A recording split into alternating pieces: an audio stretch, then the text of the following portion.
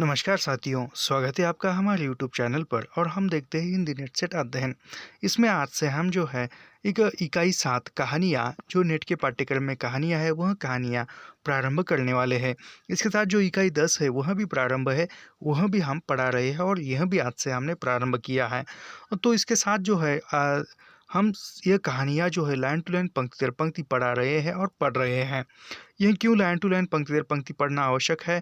क्योंकि आजकल परीक्षा में किस प्रकार प्रश्न पूछ रहा है वह तो आप देख रहे हैं, आपको पता है। तो यह सब कुछ निःशुल्क है और निःशुल्क अध्ययन करने के लिए हमारे चैनल को सब्सक्राइब कीजिए, लाइक कीजिए और शेयर करना मत भूलिए।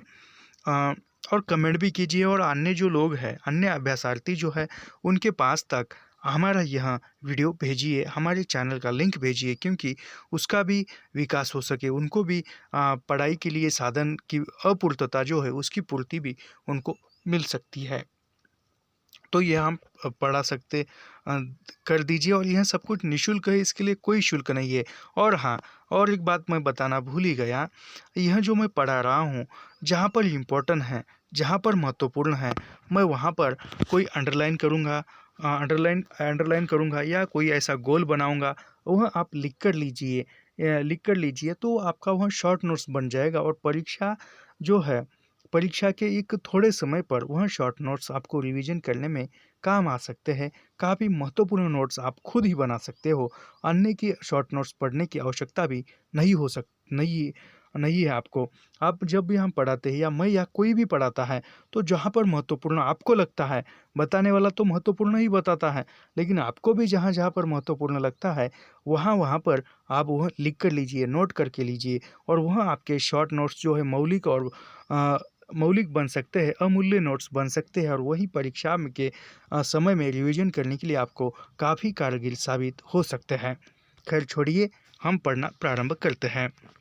चंद्रदेव से मेरी बातें, यह जो कहानी है यह बंगा महिला ने लिखी हुई कहानी है और यह सरस्वती पत्रिका में लिखित कहानी है।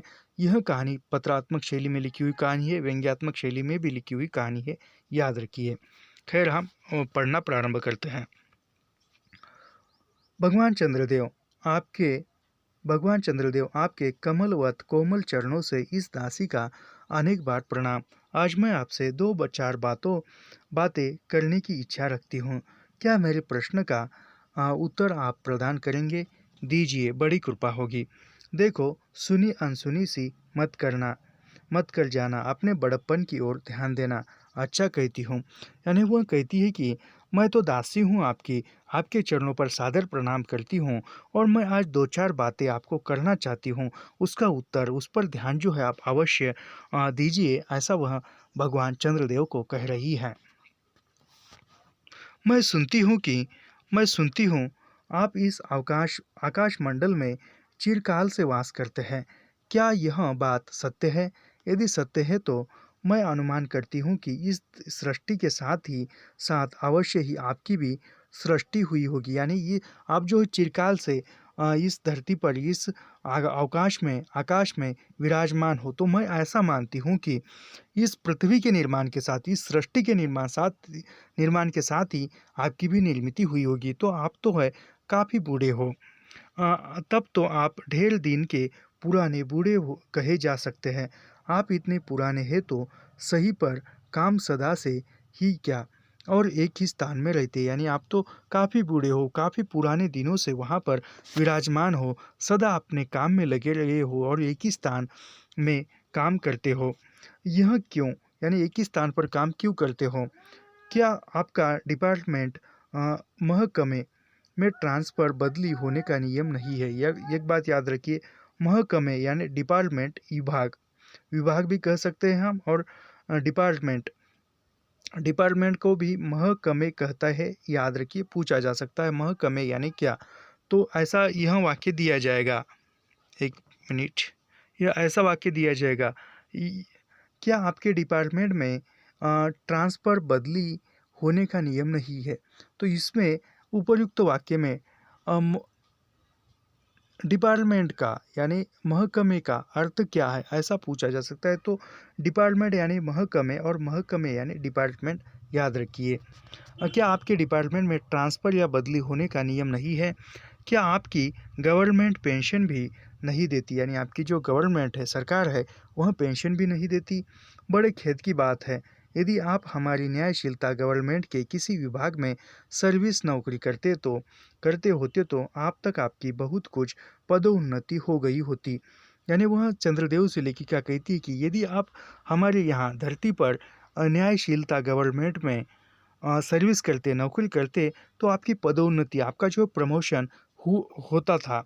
लेकिन आप जो है चिरकाल से, अनंत काल से उसी एक ही स्थान पर, एक ही पोस्ट पर विराजमान हो और ऐसी पोस्ट पर रहकर भारत के कितने ही सुरम्य नगर, पर्वत, जंगल और झाड़ियों में भ्रम करते हैं।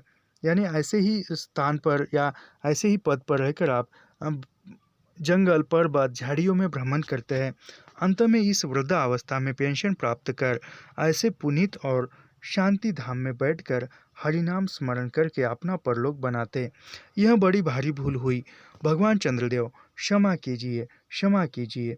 आप तो अमर है, यानी भगवान चंद्रदेव आप तो अमर है, आप तो कभी रिटायर या सेवानिवृत्त नहीं हो सकते। क्षमा कीजिए, आप तो अमर है, आपको मृत्यु कहाँ, तब परलोक बनाना कैसा। यानी आपको मृत्यु कहाँ है, आप तो अमर हो, आप परलोक बनाना कैसा। ओहो, देवता भी अपनी जाति के कैसे पक्षपाती होते, ये पूछा गया है कथन याद रखिए। देवता भी अपने जाति के कैसे पक्षपाती होते हैं। देखो न, चंद्रदेव को अमृत देकर उन्होंने अमर कर दिया। तब यदि मनुष्य होकर हमारे अंग्रेज अपने जाति वालों का पक्षपात करे तो आश्चर्य ही क्या। यानी वह चंद्रदेव के माध्यम से कहती है कि देवता भी कैसे पक्षपाती होते हैं। चंद्रदेव जो है एक देवलोक का है, देव जाति का है, इसीलिए अन्य देवताओं ने उनको अमृत देकर अमरण किया, उनकी मृत्यु नहीं हो सकती। उसी प्रकार अंग्रेज सरकार ने भी अपने जाति वालों को पक्षपात किया है हमारी जाति के साथ।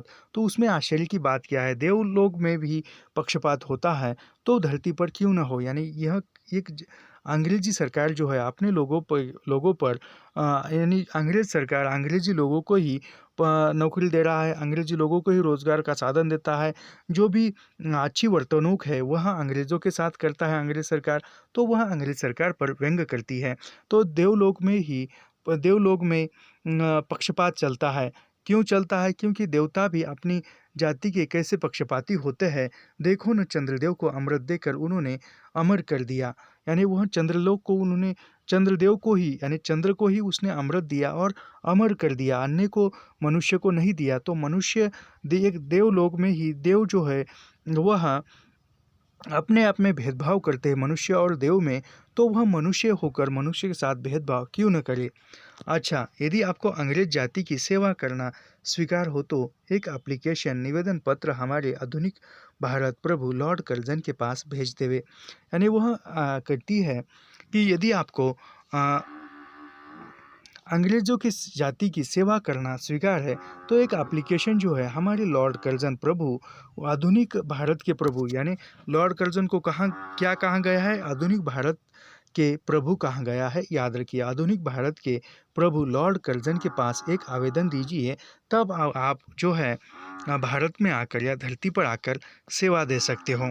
आशा है कि वे आपको आदरपूर्वक अवश्य आह्वान करेंगे, यानी ऐसी आशा रखूंगी कि आपको वह अवश्य सेवा करने का अवसर देंगे, क्योंकि आप अधम भारतवासियों के भांति कृष्णांग तो है ही नहीं। यानी वह कहती है कि अनेक भारतवासियों की तरह तुम कृष्णांग नहीं हो। कृष्णांग यानी कृष्ण वर्णीय, यानी अंग्रेज सरकार जो थी वह काले और गोरे में भेदभाव करती थी। तो उस प्रकार जो है आप काले तो नहीं हो, आप गोरे हो, कृष्ण वर्ण तो नहीं हो, आप सावले कृष्ण वर्णीय नहीं हो, आप तो अंग्रेजों के जैसे गोरे हो, स्मार्ट हो, हैंडसम हो। तो आपको वहाँ पर नौकरी मिल सकती है, जो आपको अच्छी नौकरी देंगे। मैं उनकी गौरांग जाति कुपित हो उठूंगी और फिर आप तो एक सुयोग्य कार्यदक्ष, यानी आप तो उसके साथ एक उनके जैसे गोरे हो, तो आप सुयोग्य हो, कार्यदक्ष हो, परिश्रमी हो, बहुदर्शी, कार्यकुशलता है, सरल स्वभाव और महात्मा है। मैं विश्वास करती हूँ कि जब लॉर्ड कर्जन हमारे भारत के स्थायी भाग्य विधाता बनकर आवेंगे, यानी मैं विश्वास करती हूँ कि जब लॉर्ड कर्जन जो है भारत के भाग्य विधाता बनकर आएंगे, तब आपको किसी न किसी कमीशन का मेंबर नहीं तो किसी मिशन में भर्ती करके वे अवश्य ही भेज देंगे। यानी ये भ्रष्टाचार पर ही यहाँ पर व्यंग किया है, यानी आपका कमीशन का मेंबर नहीं तो कहीं ना कहीं किसी न किसी मिशन पर आपकी नियुक्ति ज़रूर लॉर्ड कर्जन करेंगे, ऐसा लेखिका कह रही है। क्योंकि उनको कमीशन और मिशन दोनों ही अत्यंत प्रिय है, यानी क्योंकि उनको कमीशन और मिशन दोनों ही अत्यंत प्रिय है। किसको? लॉर्ड कर्जन को। याद रखिए, ये इम्पोर्टेंट कथन है, पूछा गया है। मिशन और कमीशन यानी कमीशन यानी भ्रष्टाचार और मिशन यानी कोई मिशन बनाना, जैसे कोई एक संगठन बनाना और उसके अंतर्गत काम करना। वह आपके चंद्रलोक में जो रीति और नीति सृष्टि के आदिकाल में प्रचलित थे, वे ही सब अब भी है। पर यहाँ तो अपना परिवर्तन हो गया है कि भूत और वर्तमान में आकाश पाताल का सा अंतर हो गया है, यानी भूत और वर्तमान में जो है आकाश पाताल के समान अंतर हो गया, यानी धरती आसमान के समान भूतकाल और वर्तमान में अंतर हो गया है। पर यहाँ पर तो इतना परिवर्तन हो गया है कि भूत और वर्तमान में आकाश पाताल का सा अंतर हो गया है। मैं अनुमान करती हूँ कि आपके नेत्रों की ज्योति भी कुछ अवश्य ही मंद पड़ गई होगी, यानी आपके नेत्रों की, चंद्रदेव के नेत्रों की ज्योति जो है, यानी कि चंद्रदेव की आंखों को भी कम दिखाई देता है। क्योंकि आधुनिक भारत संतान लड़कपन से ही चश्मा धारण करने लगी, यानी आधुनिक भारत के जो बच्चे हैं या आधुनिक भारत के जो भी संतान है, वह अपने लड़कपन के, यानी अपने संतानों के, यानी अपने बच्चों के ही लड़कपन, प्यार में, दुलार में उनकी ही देखभाल करने में लगे हैं। इस कारण आप हमारे दीनहीन क्षीण प्रभ भारत को इतनी दूर से भली भांति न देख सकेंगे, यानी भारत में धरती पर रहने वाले लोग ही धरती को ठीक तरह से देख नहीं सकते, तो आप तो उतनी दूर पर हो, तो आप वहाँ से कैसे देख सकते हो, कैसे देख सकोगे, ऐसा वह यहाँ पर कहना चाहती है। अतएव आपसे सादर कहती हूँ कि एक बार कृपा कर भारत को देख तो आवे, यानी एक बार कृपा कीजिए कि भारत को देख तो आइए। इस बात को जानती हूँ कि आपको इतना अवकाश कहाँ, यानी आपको अवकाश कहाँ है, आपको छुट्टी कहाँ है, आपके काम से तो हर रोज़ आपको ड्यूटी है। पर 8वें दिन नहीं तो महीने में एक दिन अथवा अमावस्या को तो आपको हॉलीडे छुट्टी अवश्य ही रहती है, यानी आपको छुट्टी नहीं रहती, लेकिन महीने में एक बार अमावस्या के दिन चांद नहीं निकलता, उस दिन तो आपको छुट्टी रहती है। यदि आप उस दिन चाहे तो भारत भ्रमण जा सकते हैं, यानी आप जो है अमावस्या के दिन छुट्टी रहती है और उस दिन जो है आप भारत भ्रमण करके जा सकते हो। इस भ्रमण में आपको कितने ही नूतन दृश्य देखने को मिलेंगे, जिसे सहसा देखकर आपकी बुद्धि जरूर चकराएगी, यानी ऐसे भारत भ्रमण यदि करने में आएंगे तो ऐसे नए दृश्य आपको दिखाई देंगे, तो जो दृश्य देखकर आपकी बुद्धि जो है वह चकराई जाएगी। यदि आपसे सारे हिंदुस्तान का भ्रमण शीघ्रता के कारण न हो सके तो केवल राजधानी कलकत्ता को देख लेने तो अवश्य ही उचित है, यानी पूरा भारत भ्रमण करने को आपको समय नहीं है, तो केवल ही जो भारत की राजधानी है उस तत्कालीन समय की कलकत्ता, वहाँ ही आप देख सकते हो। वहाँ के कल कारखानों को देखकर आपको यह अवश्य ही कहना पड़ेगा कि यहाँ के कारीगर तो विश्वकर्मा के भी लड़क दादा निकले। यदि क्यों आपकी प्रिय संयोगिनी दामिनो जो मेघों पर आरोहण करके आनंद से अटखेलियाँ किया करती है, यानी यहाँ पर जो बिजली जो है वह बिजली किसकी संयोगिनी है, तो चंद्रदेव की संयोगिनी बिजली है। वह दामिनो जो मेघों पर आरोहण करके, यानी मेघों के साथ वह आरोहण करती है, मेघों पर रहकर ये करती है, अक्लिया करती है, चमकती है, ये करती है, उसको करती है, वह बेचारी भी यहाँ मनुष्य के हाथ का खिलौना हो रही है, यानी वह आपकी संयोगिनी मेघों पर आरोहण करती है, तेज है, फिर भी वह यहाँ पर लोगों ने आपके बुद्धि के, लोगों के खुद के स्वार्थ के अनुसार उसका उपयोग करना प्रारंभ किया है। भगवान निशानाथ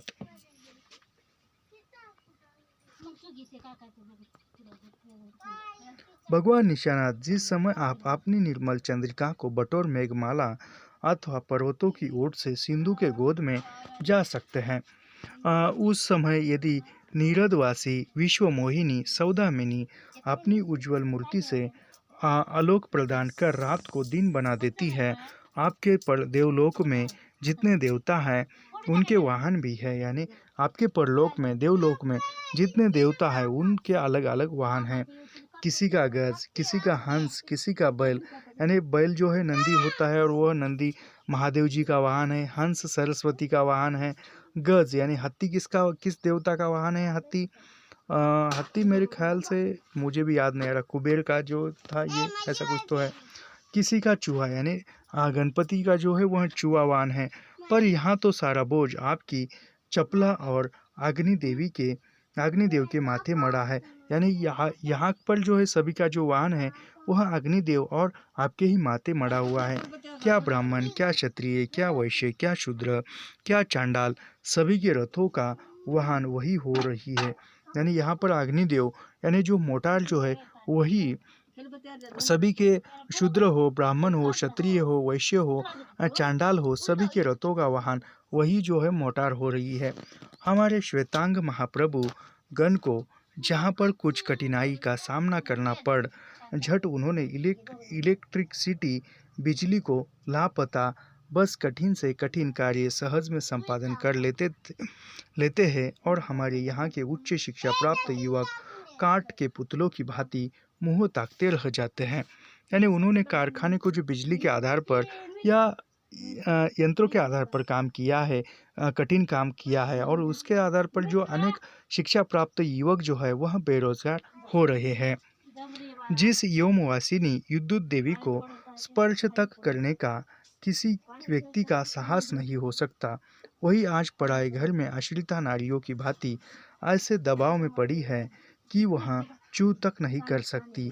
क्या करे? यानी जो बिजली जो है वह बिजली को कोई स्पर्श तक करने से डरता है।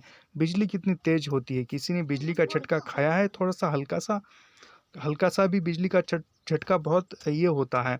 तो उस अग्नि को ही यहाँ के लोगों ने अपना दासी बना के रखा है। बेचारी के भाग्य में विधाता ने दासी वृत्ति ही लिखा था। यानी उस बिजली के रूप में विधाता ने बिजली के भाग्य में दासी ही रूप लिखा था, केवल दासी बनकर ही रहना लिखा था। हरि उपद भावना त्रिलोक के पावनी सुरसरी के भी खोटे दिन आए हैं। वह भी अब स्थान में बंधग्रस्तन हो रही है। उनके वक्षस्थल पर जहाँ तहाँ मोटे वहदाकार खंभ गाड़ दिए गए हैं। कलकत्ता आदि को देखकर आपके देवराज सुरेंद्र भी कहेंगे कि हमारे अमरावती तो इसके आगे नीरी फीकी सी जान पड़ती है। यही भी इम्पोर्टेंट है, याद रखिए। वहाँ गाइडन तो पारिजात परिशोभित नंदन कानन को भी मात कर दे रहा है। वहाँ के विश्वविद्यालय के विश्वश्रेष्ठ पंडितों की विश्वव्याधिनी विद्या को देखकर वीणा पानी सरस्वती देवी भी कहने लग जाएगी कि निसंदेह इन विद्या दिग्गजों की विद्या चमत्कारिणी है। वहाँ के पोर्ट विलियम के फौजी सामान को देखकर आपके देव सेनापति कार्तिकीय, यानी आपके देव सेनापति कौन है? कार्तिकीय बाबू के भी छक्के छूट जाएंगे, क्योंकि देव सेनापति महाशय देखने में खास बंगाली बाबू से जचते हैं। यानी देव सेनापति कौन है? कार्तिकीय जो है वह बंगाली बाबू के जैसे लगते हैं। और उनका वाहन भी सुंदर मयूर है। यानी कार्तिकेय का वाहन सुंदर मयूर यानी मोर है। बस इससे उनके वीरत्व का भी परिचय खूब मिलता है। वहाँ के मिंट यानी टकसाल जो छापखाना होता है, वहाँ मिंट यानी टकसाल याद रखिए, को देखकर सिंधु तनया आपकी प्रिय सदोहरा कमला देवी तथा कुबेर भी अकचका जाएंगे। भगवान चंद्रदेव इन्हीं सब विश्व यो उत्पादक अपूर्ण दृश्यों का अवलोकन करने के हेतु आपको सादर निमंत्रण तथा सविनय आहुति करती हूँ। संभव है कि यहाँ आने से आपको अनेक लाभ भी हो। यानी यहाँ धरती पर आने पर आपको अनेक लाभ भी हो सकते हैं और होते ही है। आप जो अनादिकाल से निज उज्ज्वल वसु में कलंक की कालिमा लेपन करके कलक की शशांक शशधर शश लांछन आदि उपाधि मालाओं में भूषित हो रहे हैं। यानी आप चंद्रदेव कहाँ किस किस उपाधियों से विभूषित हो गए हैं, तो वह है कलंक की कालिमा लेपन करके, कलंकी शशांक, शशांक शशधर, शशलांछन आदि उपाधियाँ। यानी कौन कौन सी उपाधियाँ चंद्रदेव को दी रही है? शशांक, शशधर, शशलांछन, महिलाओं से विभूषित हो रही है, यानी मालाओं से विभूषित हो रही है। सिंधु तनय होने पर भी जिस कालिमा को आप आज तक नहीं धो सके हैं, वही आजम में कलंक शायद यहाँ के विज्ञानविद पंडितों की चेष्टा से छूट जाए। जब बंबई में स्वर्गीय महारानी विक्टोरिया देवी की प्रतिमूर्ति से काला दास छुड़ाने में प्रोफेसर गज्जर महाशय फलीभूत हुए हैं। यानी बम्बई में जो महारानी विक्टोरिया देवी के मूर्ति को किसी भारतीय ने काले ने छुआ तो उसका किस प्रकार फल मिला, यह आपने देखा। तब क्या आपके मुख की कालिमा छुड़ाने में वे फलीभूत न होंगे? यानी कोई काला व्यक्ति है, कोई भारतीय जो है कृष्ण वर्णीय है, वह इंग्लैंड की या अंग्रेजों की किसी मूर्ति को भी छू नहीं सकता। शायद आप पर यह बात भी अभी तक विदित नहीं हुई है कि आप पर ऐसी कोई बात नहीं हुई है।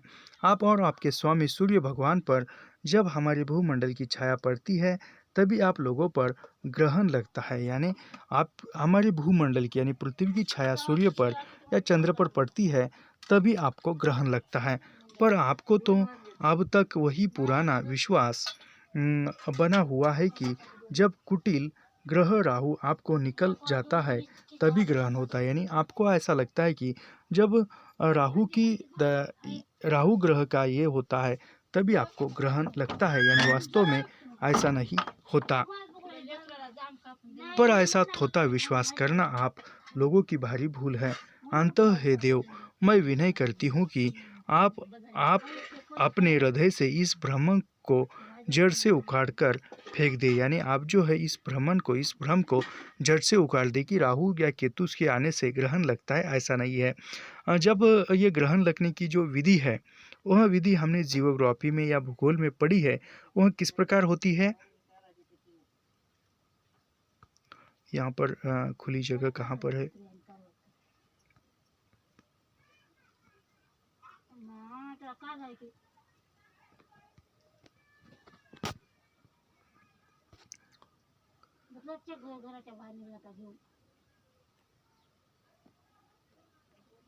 ऐसा तो यहाँ पर समझो सूर्य, यहाँ पर चंद्र और यहाँ पर पृथ्वी। ये पृथ्वी की जो छाया है, प्रतिभा है, यह चंद्र पर पड़ती है और सूर्य की भी पड़ती है और पृथ्वी जो है गोल गोल घूमती है। तो ये तीनों जो है एक समान रेखा में आते हैं तब जो है वहाँ पर चंद्र ग्रहण लगता है। ये चंद्र की जगह पर सूर्य आता है और चंद्र इधर होता है तब यहाँ पर सूर्य ग्रहण आता है। ये ऐसा होता है, कोई राहु केतु ऐसे कुछ नहीं होता। फेंक दे। आप भारत में न तो आपके और न आपके स्वामी भुवन भास्कर सूर्य महाशय। याद रखिए सूर्य का नाम क्या क्या आया है? भुवन भास्कर भी आया है और ऊपर एक नाम आया है सूर्य का, वह भी, यानी आपका स्वामी सूर्य भगवान, यानी चंद्रदेव का स्वामी कौन है? सूर्य भगवान भी सूर्य को कहा गया है। और उसके बाद भुवन भास्कर भी सूर्य को कहा गया है। याद रखिए सूर्य महाशय की वंशधरों का साम्राज्य है और न आप भारत की वह शस्य श्यामला स्वर्ण प्रसूता मूर्ति ही है। आप लोगों के अवज्ञा एक अन्य द्वीप वासी परम शक्तिमान गौरांग महाप्रभु इस सुविशाल भारतवर्ष का राज्य वैभव भोग रहे हैं। अब तक मैंने जिन बातों का वर्णन आपसे स्थूल रूप में किया, वह सब इन्हीं विद्या विषाद गौरांग पशुओं के कृपा कटाक्ष का परिणाम है। तो यहाँ प्रतिवर्ष पदवी दान के समय कितने ही विहीन राजाओं की सृष्टि हुआ करती, यानी पदवी देने के बाद जो है कितने नवराज्य जो है निर्माण होते हैं। पर आपके वंशधरों में जो 2-4 राजा महाराजा नाम मात्र के ही, यानी आपके जो है परलोक में, देवलोक में 2-4 ही राजा है, वह नए नए राजा नहीं बनते या नए नए शासक नहीं बनते। आपके यहाँ केवल 2-4 ही गिने चुने शासक है, यानी यहाँ पर प्रति वर्ष जो है नए शासक बनते हैं पदवी देते समय। कांट के पुतलों की भांति है, जैसे उन्हें उनके रक्षक नचाते हैं वैसे ही वे नाचते वे इतनी भी जानकारी नहीं रखते कि उनके राज्य में क्या हो रहा है, इनकी प्रजा दुखी है या सुखी। यानी वह जो राज्य है प्रजा के लिए आते हैं, लेकिन प्रजा क्या दुखी है सुखी है, किस प्रकार है, प्रजा का क्या हाल है, यह वे नहीं जानते।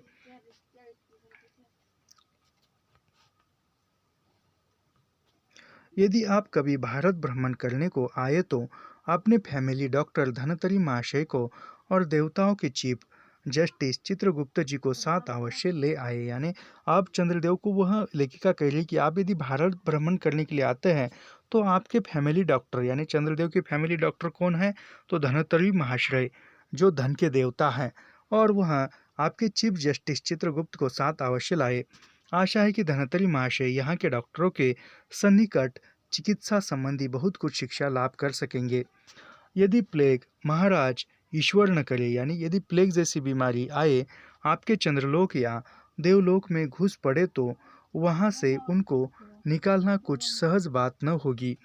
यही जब चिकित्सा शास्त्र के बड़े बड़े पारदर्शी उन पर विजय नहीं पा सकते, तब वहाँ के देवलोक में जड़ी बूटी के प्रयोग से क्या होगा। यानी जो प्लेग जैसी बीमारियाँ इस धरती पर बड़े बड़े जो विद्वान हैं, बड़े बड़े डॉक्टर हैं, उनके औषधों से कुछ नहीं हुआ, तो आपके देवलोक में जो प्लेग आ जाए, गलती से आ जाए प्लेग की बीमारी, तो आपके जड़ी बूटी से उन पर आप उस प्लेग को कैसे हरा सकोगे, ऐसा वह कह रही हैं। कि इंडियन पीनल कोड की धाराओं को देखकर चित्रगुप्त जी महाराज अपने यहाँ की दंड विधि कानून को बहुत कुछ सुधार करेंगे। यानी चित्रगुप्त जी जो है यहाँ की दंड विधि देखकर या कि न्याय व्यवस्था देखकर वहाँ के देवलोक की न्याय व्यवस्था ठीक करेंगे। और यदि बोझ न हो तो यहाँ से वे 2-4 टाइप सही सईटर भी खरीद ले जाए।